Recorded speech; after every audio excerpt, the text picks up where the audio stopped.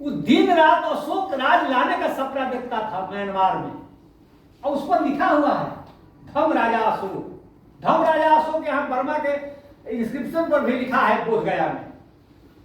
धम अशोक यहाँ जो इनकी जयचंद की दादी थी कुमार देवी, उन्होंने अपने अभिलेख में लिखवाया है सारनाथ में। सारे जितने इंस्क्रिप्शन है भारत में, जहां भी अशोक का नाम है, हर जगह धम अशोक धम अशोक। आई कहां से ला दिया चंड अशोक।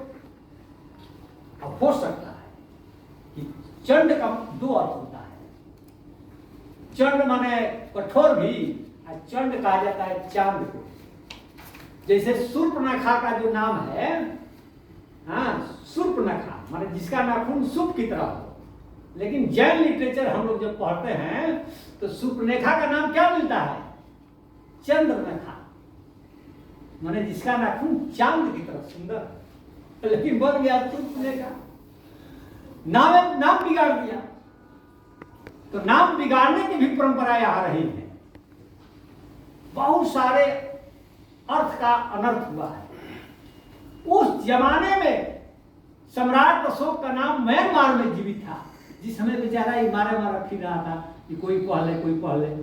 वो पढ़बो किया तो उल्टा उसको पढ़ा दिया।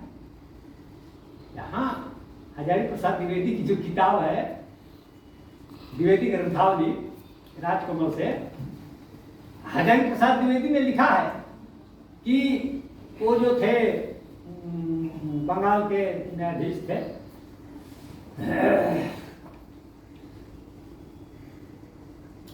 तो उन्होंने कहा कि बनारस के कलेक्टर को भेजे कि भाई इसको पढ़वाओ। बनारस विद्वानों की नगरी है। विलियम जोन्स नाम था उनका, विलियम जोन्स। हाँ, विलियम जोन्स भेजे कि भाई इसको पढ़ाओ बनारस में। ते एगो पंडित जी अपना पढ़ करके कहे कि हाँ हाँ इसको पढ़ लिए। क्या लिखा है भाई? तो इस पर लिखा है युधिष्ठिर का वनवास। ये पूरा महाभारत की कहानी लिखी हुई है। पढ़ दिया, अंग्रेज समझा कि हाँ सही पढ़ा। अब भीम की लाठी तो पहले से ही फिरोज शाह तुगलक जब था, तारीख एक फिरोज शाही अफीफ ने लिखा, तो अफीफ किताब में भी उस जमाने में भी इसको सम्राट अशोक का जो लाठ है उसको भीम की लाठी कही जाती थी। आज से नहीं, उस पहले से नाम बदल गया है। तो कहा कि इस पर तो महाभारत की कहानी लिखी हुई है। भरसक प्रिंस से परेशान था, जो 40 साल जिया बेचारा। अगर 2-3 साल पहले नहीं पढ़ा तो मर ही गए। पढ़ने के 2-3 साल बाद मर गए। दुबला पतला, एकदम इनसे भी दुबला पतला प्रिंस है। तो प्रिंसेप को पढ़ने में दिक्कत क्या थी? उल्टा बता दिया ना, कहा कि संस्कृत में लिखा है। बेचारा उस संस्कृत में पढ़ रहा है तो कैसे पढ़ पाएगा? उस पर सम्राट अशोक की कहानी लिखी है तो बता दिया विषय, इसका सब्जेक्ट जो है वो है महाभारत की कथा। बेचारा महाभारत की कथा पढ़ रहा है, किसे पढ़ाएगा? जाना था पूरब, दिशा बता दिया पश्चिम। और शुरू में तो बता दिया ग्रीक भाषा में लिखा हुआ है, सिकंदर का ये है स्तंभ है। चिट्ठी यहाँ से लिख दिया कोरिएट इंग्लैंड में कि दिल्ली में आए हैं यहाँ तो सिकंदर जो विश्व विजेता था। विश्व विजेता क्या अपने मन से बना दिया। एशिया का 5% जमीन जीता था जोड़ घटा करके। सिकंदर एशिया का सिर्फ 5% जमीन जीता था तो विश्व विजेता हो गया। और जिस बुद्ध ने पूरा एशिया ही जीत लिया था वो विश्व गुरु कैसे नहीं हुआ? यहां तो जगत गुरु भी है, 4 गो खंभा गाड़ करके 2 नंबर का। अपने दूर में जगत है, ये और लंबा चौड़ा जगत होता है। चलिए तो उसकी कहानी अब छोड़ दीजिए, किस तरह से पढ़ा गया नहीं पढ़ा गया। बात तो किसी चीज पर चलिएगा, बुद्धों की परंपरा, इंडस वैली सिविलाइजेशन से लेकर के यहाँ तक बोलने में बहुत समय लगेगा। बहुत सारा इतिहास आपका बदला गया है। इतिहास को खोजिए। इतिहास दरिद्र जब ही होइएगा आपको मंच पर से बोलने में दिक्कत होगी, आपकी जबान भटभटाएगी। जैसे मैं बोल रहा हूं तो हमारी जबान नहीं भटभटा रही है। क्यों भटभटाएगी? मैं अपना इतिहास जानता हूं, मुझे शर्माने और लजाने की जरूरत नहीं है, चाहे सामने जो भी हो। मैं अपने को बहुत हीन कभी नहीं समझा। शूद्र बनाने का मतलब यही हुआ, उसमें हिंसा की ग्रंथि डाल दो कि ताज जिंदगी वो सर नहीं झुका सके, और बताओ कि इसका इतिहास कुछ नहीं है। इसका इतिहास हमेशा से दबाए जाने का इतिहास है। कहां से उठिएगा, कैसे बोलिएगा? जुबान पर इतनी ताला लगी हुई है, स्त्रीलिंग पुल्लिंग के डर से कितना आदमी नहीं बोलेगा कि ऐसा नहीं कि कलम टूट गया कि टूट गई, टेबल टूट गया कि टूट गई, उसी में खटकते रह गए हैं। न इसको पूंछ है, न नर है, न मादा है, स्त्रीलिंग पुल्लिंग। तो कहते हैं कि स्त्रीलिंग पुल्लिंग ही हटा दो। तो लोग बोलते हैं कि इतने सब बड़े भाषा वैज्ञानिक हैं, हिंदी की प्रोफेसर माने वही दोनों मतलब प्रोफेसर तो हूं नहीं, प्रोफेसर एक्चुअल रीडर और लेक्चर नहीं हूं, लेकिन बोल रहा हूं तो मैं सोच करके बोल रहा हूं। उसकी जरूरत ही क्या है भाषा में? कहते हो कि लिंग भेद खत्म करो, स्त्री और पुरुष समान हो जाए, तब जाता है जाती है, क्या मतलब क्या है? अरे लड़की जाता है कह दोगे तो उससे क्या नुकसान हो जाएगा? क्या उससे बोध नहीं होगा? अंग्रेजी में तो है राम गोद, सीता भी गोद। एक आदमी कहा कि सर आप ही राम सीता का एग्जाम्पल दे रहे हैं व्याकरण में, अब तो सर तोड़ दीजिए इसको, गुरु कतवारू को भिड़ाइए सर व्याकरण में। तो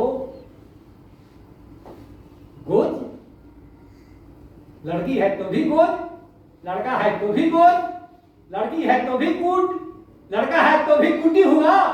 यहाँ अच्छा करो, अच्छी करो, जाता है करो, इतना सिंगार ऊपर से नीचे तक फैलाए हुए है हिंदी भाषा, इसीलिए हिंदी का डेवलपमेंट नहीं हुआ। अंग्रेजी की जो पहली डिक्शनरी बनी थी उसमें मात्र 10,000 शब्द था, 1400 ईस्वी में मैथ्यू और स्क्रिप्ट ने संपादित की, और आज अंग्रेजी में शब्दों की संख्या कितना है? 7.5 लाख से ऊपर है। तो सब काम किया, 76 साल समय लगा ऑक्सफोर्ड डिक्शनरी को बनने में, वेबस्टर डिक्शनरी को बनने में 104 साल लगा, काम किया। आपने तो कुछ काम ही नहीं किया। आप केवल गलत सही काटने के लिए पुराना से पुराना व्याकरण और डिक्शनरी को कोट कर रहे हैं, घुस नहीं दे रहे हैं शब्दों को। अंग्रेजी ने अपनाया रिक्शा, रिक्शा अंग्रेजी का शब्द थोड़ा है, जापानी भाषा का है।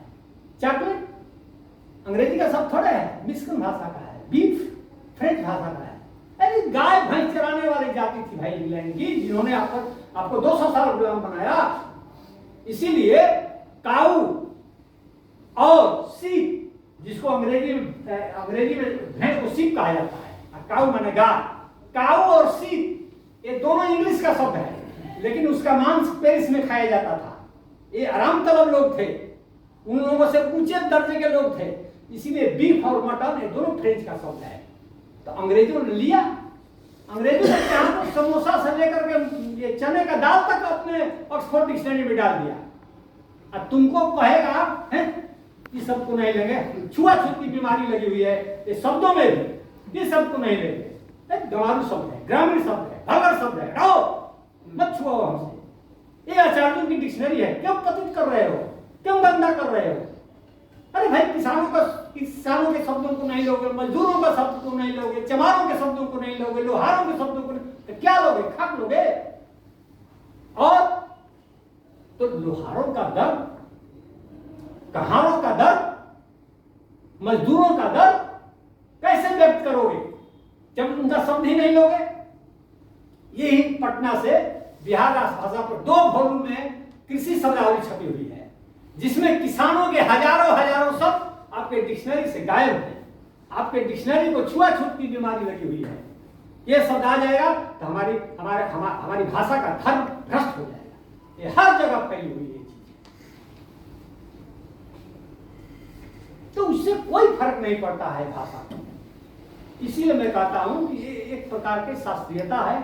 आप पर बंधन लगाने के बहुत सारे तौर तरीके हैं। आपका जो खेत जमीन सारे बिहार में देखिएगा कि जो निचले तबके के लोग हैं उसके पास खेत कम है, कि कहाँ से है? इतिहास से सुनाया है सब, इसका भी इतिहास है ना।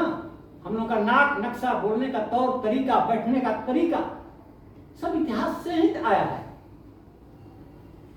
इतिहास को हम लोग माइनस करके नहीं चल सकते हैं। हमारे घर में जो लड़का इंजीनियर डॉक्टर है वो बोलता है कि क्या अंकल जी बहुत इतिहास से क्या फायदा है?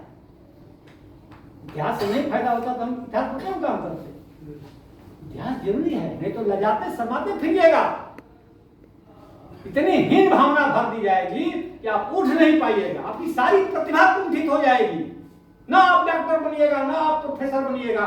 अपने इतिहास को पहचानो और जिन लोगों ने आपके इतिहास को बिगाड़ा है, गंदा किया है, उसके धूल को हटाइए और साफ और सत्य इतिहास को फलक पर आने दीजिए।